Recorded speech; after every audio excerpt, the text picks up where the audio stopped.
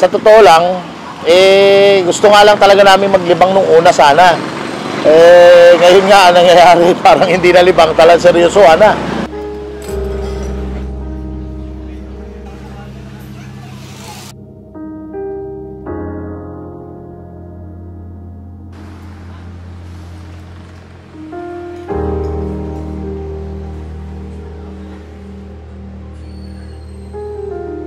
Inaalay din namin nung kumpare ko to sa inaanak niya, doon sa anak ko, kasi nawala nga siya nung August 1. Parehas din kami, nalulungkot din siya kasi alis yung kumpare ko araw-araw din dito dati. At ayun nga, na-hospital lagi anak ko hanggang sa hindi na kinaya. Nung mawala siya, siguro parang malibang talaga kami. Kaya ako sasabing malibang kami dahil nga doon sa nawala yung anak ko.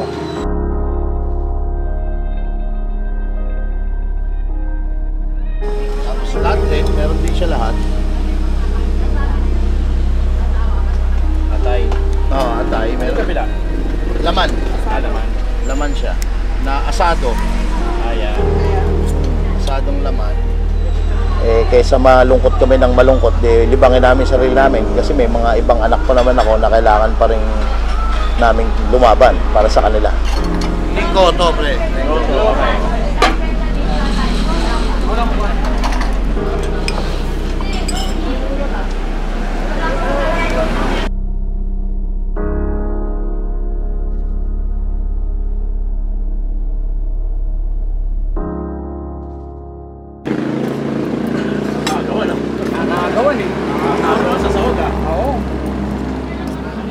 Pag mabagal dito, ang natitira lang, pansit. Yan, boss.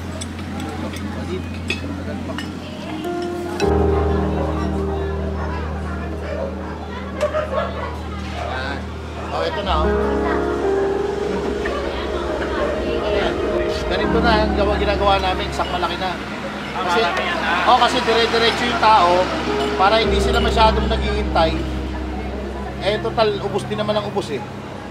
Ayan, dinadamihan na namin.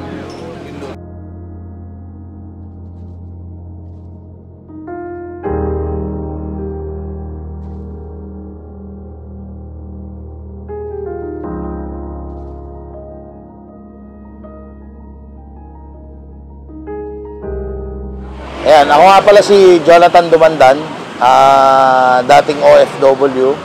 Ngayon, may trabaho pa rin, work from home.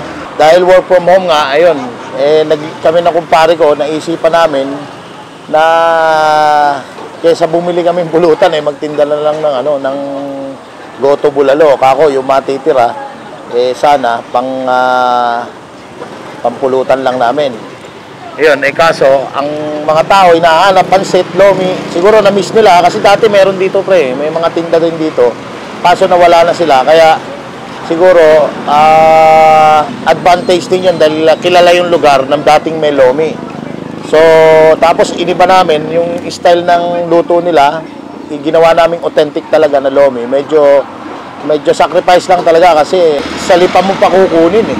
Oo, halos araw-araw bumababa na kami para lang kumuha ng paninda. Awa ng Diyos sa'yo naman, dire-diretso naman at siguro nagugustuhan nga ng tao. Sa dami na kumakain. Nung una, dalawang lang kami, 10 kilo. Nag-try kami 10 kilo, naubos naman. So, hanggang sa umangat ng umangat. Ngayon, nakakaano na kami, mga average na kami ng 80 kilos a day. So, unexpected na blessing. Siguro, talagang nagustuhan din ng tao.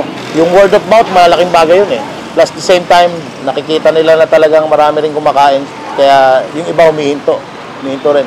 Saka may partner kami ng itong buns namin, sariling gawa rin to. Sariling gawa. Hindi ordinaryong monay yan, pre. Hindi ordinaryong monay.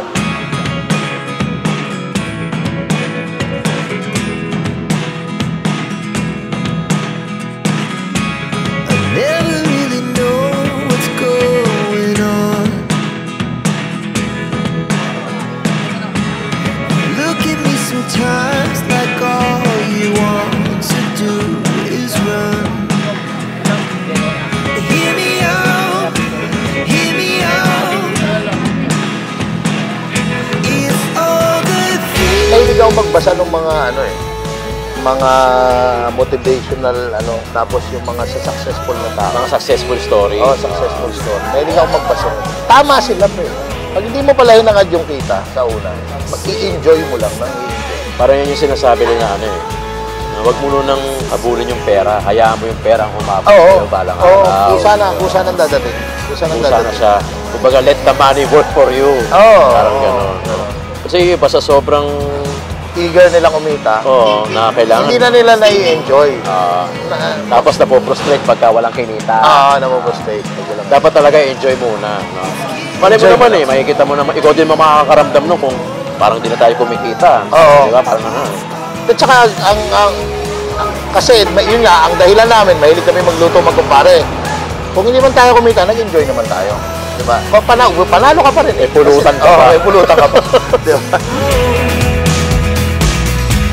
Secret start in your heart so slow. But if you don't wanna tell me now, I guess I'll never know. Here we go, turning all the wrongs into rights. Here we go, you can take me there tonight. Whoa, this life is all we know. Whoa, I can't stay if you can't let it go. I never really know what's going on. And even when you're next to me, I feel like you were gone. It's all. Pero yun nga, ang tao pag gusto kumain, gusto talaga kumain. kahit nasa looban ka pa. Kahit malayo ka, lalo na pagka nag-trip yan, kunyari nag-trip sa loob yan. Pupunta yan kahit gano'n ka kalayo. Secret start in your heart so slow. But if you don't wanna tell me now, I guess I'll never know. But if you don't wanna tell me now, I guess I'll never know.